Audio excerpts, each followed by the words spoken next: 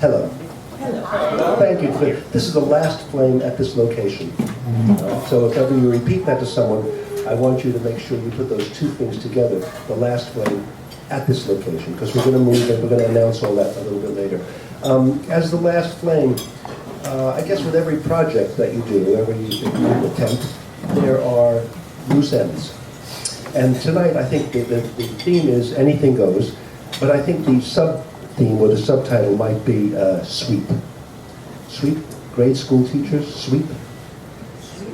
Yeah, when kids go out when teachers bring kids out, they'll say, okay, you sweep. That's the person that stands in the back and makes sure none of the kids get left behind. They sweep, okay? So this is kind of going to be like a little bit of sweep for me personally. And one of the things I would like to sweep along, something I always wished had happened at Flame, but was impossible to do, was to Hal Gold, to tell a story here. Can people just tell me how many people know Hal Gold? Knew him personally? Okay. I was at a party in about 1970 or something like that, and someone, there's a voice, I don't remember who said what, but one voice said, mentioned the name Hal Gold. And someone else said, another voice said, who's Hal Gold? And yet another voice said, it would probably be easier to say who isn't Hal Gold. Hal, you know what that means. Hal was an actor, he was a dancer. Pardon me? Dancer? He was a dancer, that's true. I found that out much later. Dancer. He had a column at Mainichi, I think, or sorry, Mainichi Shimbun. He had a radio show. He did acting. He did everything. He's polyglot. Swordman. A swordman. He did shiking. Terrible puns. Terrible puns, yes, Hal. Anyway, so I just wanted Hal to be part of this because this is the last one here, the end of an era. So I asked John Dougal to say something about Hal. Okay, and John Dougal, do you want to come up and bring Hal into the That's a bit high for me. I'll lower it. I'll lower it. My expectations live up to your heights. Okay, right. Is that okay? So I've got a tale of two books, and these books are linked by a ring of gold, Hal Gold. So the first book is by me about hidden Christians, and I just read the dedication. For the late Hal Gold, who first gave me the idea. It was through talks with Hal that I came to this book, because he and I were going to collaborate on a book about Christians, missionaries coming to Japan and the cultural baggage that they brought with them. Neither he nor I were Christians or practicing Christians. Hal was, of course, Jewish heritage. But we were both fascinated by the cultural attributes that missionaries brought with them.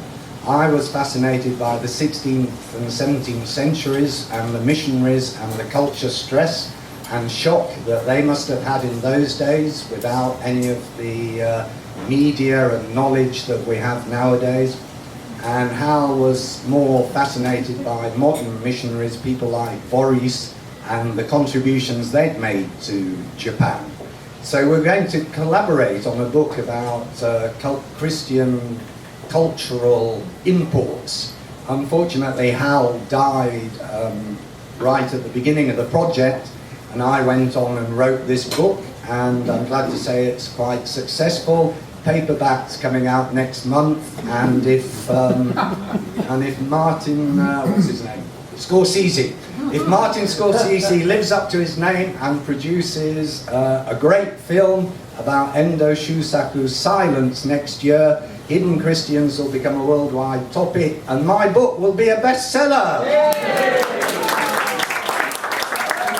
That's all thanks to Hal, so great. The other book I'd like to introduce is different. This is by Joseph Campbell. Now, I know a lot of people are fans of Joseph Campbell, and I know some people are on the same Facebook page as I am. We receive Joseph Campbell quotations every week from the Joseph Campbell Foundation. So I just read one or two of these to show why he's such an inspirational figure. As you proceed through life, following your own path, birds will shit on you. Don't bother to brush it off. Getting a comedic view of your situation gives you spiritual distance. Having a sense of humour saves you. Here's a short one. The cave you fear to enter holds the treasure you seek. Nice, I think. Or this one. If the path before you is clear, you're probably on someone else's. I like this one particularly.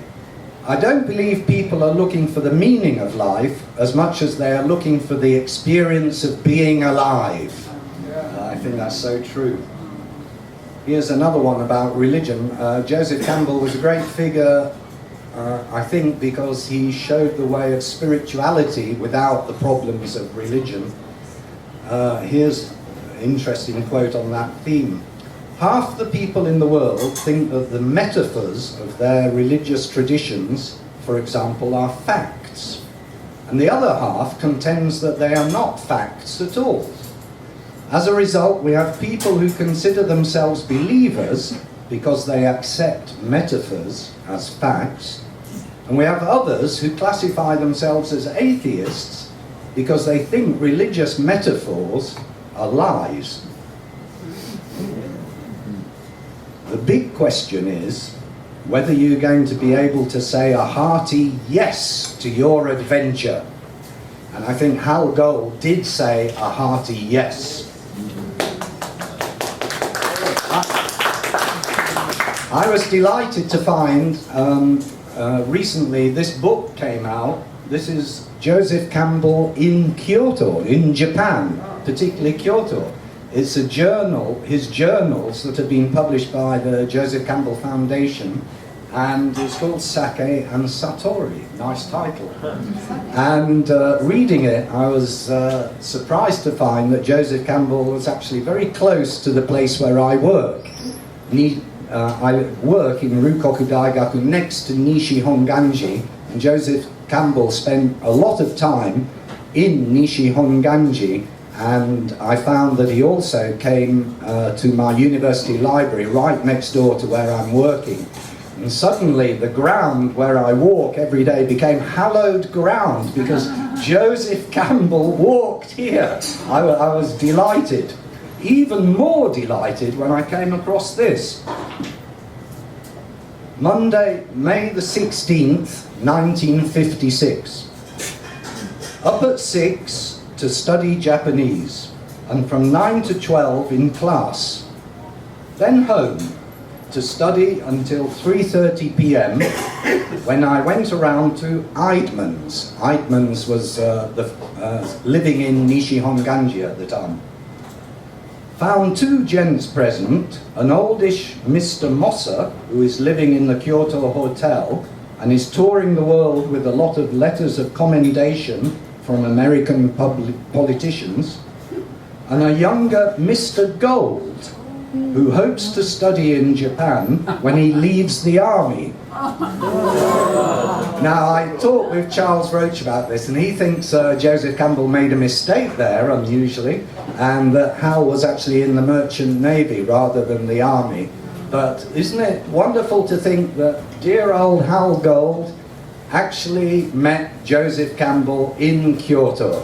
I absolutely blew me away when I found that out. So, ladies and gentlemen, I'd like you to raise your glass to Hal Gold, please. Yes. To Hal, thank you. I corrected Joseph.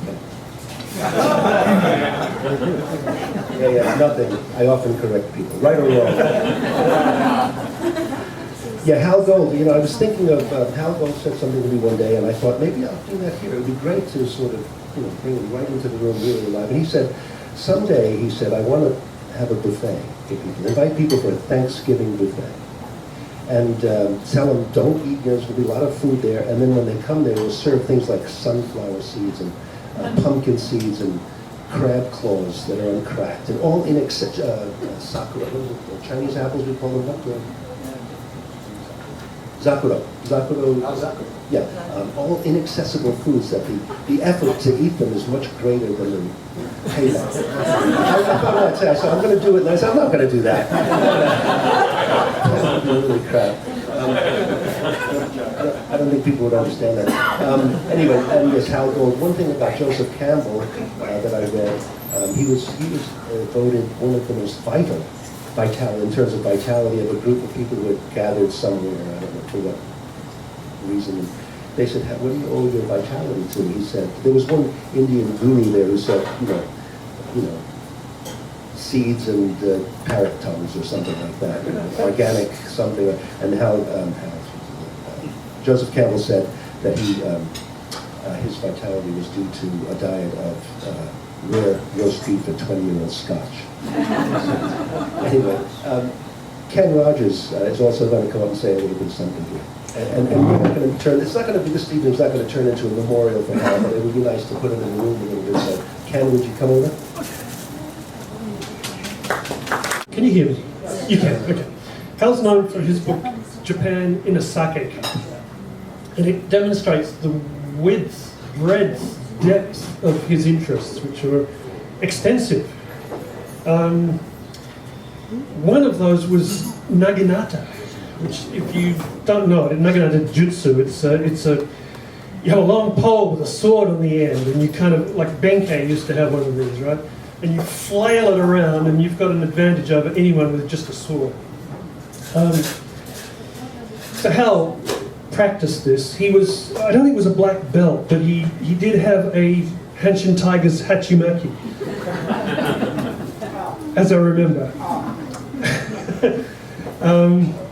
Saw him do this at the YMCA. He cleared the hall. You know, people were at the back of the hall, and he was swinging this thing. He's a little guy, I mean, but he's powerful. Okay, and anyway, I used to run this event called the Kyoto Connection. Invited Hal once, okay. I didn't know what he was going to do, and he came up and he recited something that he must have learned in elementary school. Casey at the bat. How many Americans have memorized that in elementary school? Well, okay, Hal memorized it. It was written by Ernest Thayer in 1888, and it's a baseball classic. And it begins like this. The outlook wasn't brilliant for the Mudville Nine that day. The score stood at 4-2 with but one inning more to play. And then when Cooney died at first and Barrows did the same, a pall-like silence fell upon the patrons of the game. A straggling few got up to go in deep despair. The rest clung to the hope which springs eternal in the human breast.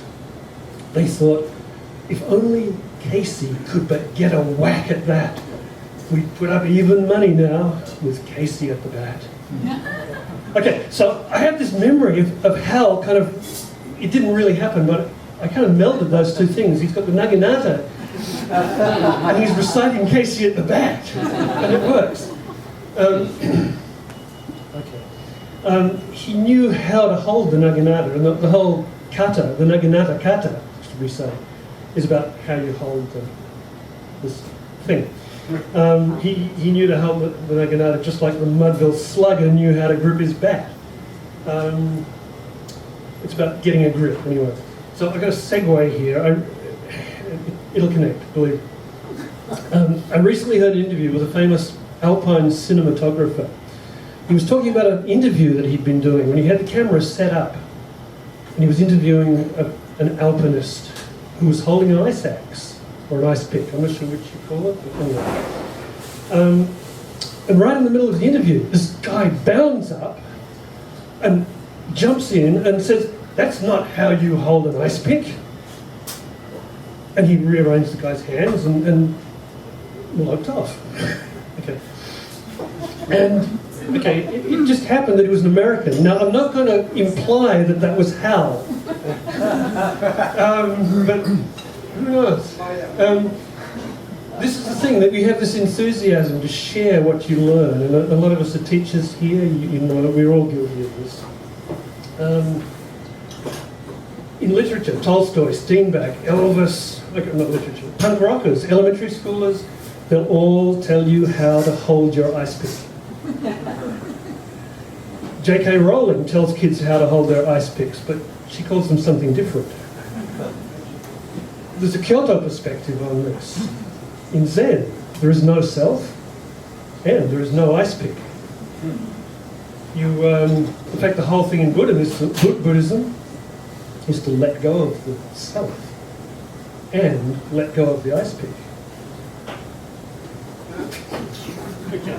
In the original interview, when this, which was interrupted by this American expert, the person who was being interviewed was actually Sir Edmund Hillary, who together with the Sherpa Tenzing Norgay made the first successful climb to the summit of Mount Everest.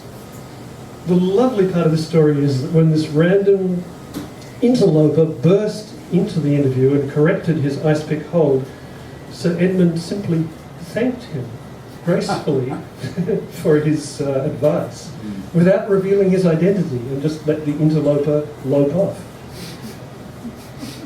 Probably none of us here know how to hold an ice pick, or have the fortitude to climb the biggest pile of rock on the planet, what we call the third pole, but there is a humility that we could all aspire to.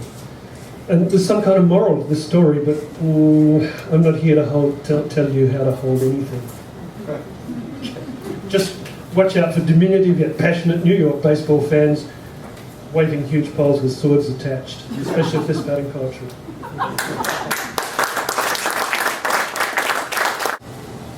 Anyone here who's spent any amount of time in the East? Who's that? Asia. We know that there are many wondrous things that can be achieved with a ping pong ball. You know this. And tonight, a part of the sweep is that until tonight, the claim of this number 34 or something like that, my wife, Mieko, has never joined in. So tonight, we have worked up something that we can perform for you.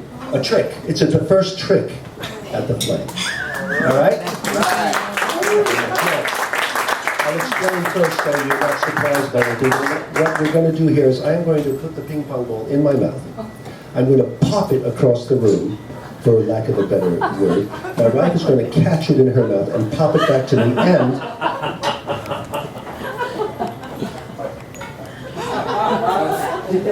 I'm going to catch it in this pot. Okay? Okay. You ready?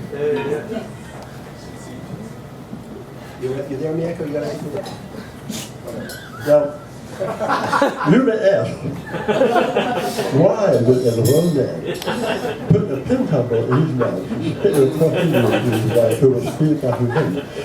But the better question is, why will you watch? Look at Mieko. Are you ready?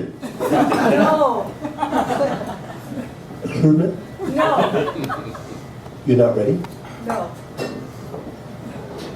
We practiced this. We talked about this. We marked it on the calendar.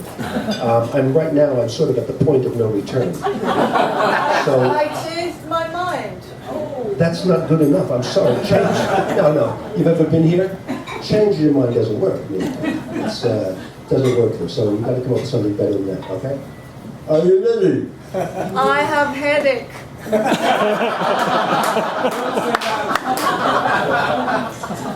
I'll do it myself. Keep your eyes open, this is fast. That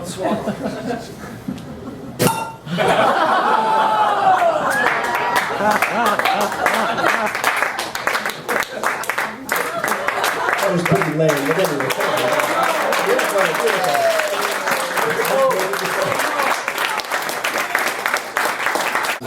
Let's see, oh yeah, Hal Gold and I in 1970, a long time ago, we actually, this is a little bit of history, which didn't amount to anything. You're not going to find this written anywhere. I had tucked away in my rucksack when I came to Japan a Frisbee. And no one had seen the likes of a Frisbee in Japan. So Hal said, I have a friend or an acquaintance who has a toy manufacturing. Let's introduce the Frisbee to Japan.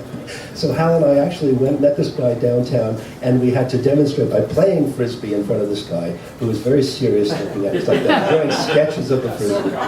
Yeah, really, it never worked. He said, I'm a little bit worried. It could break a window. Okay, that's the end of this.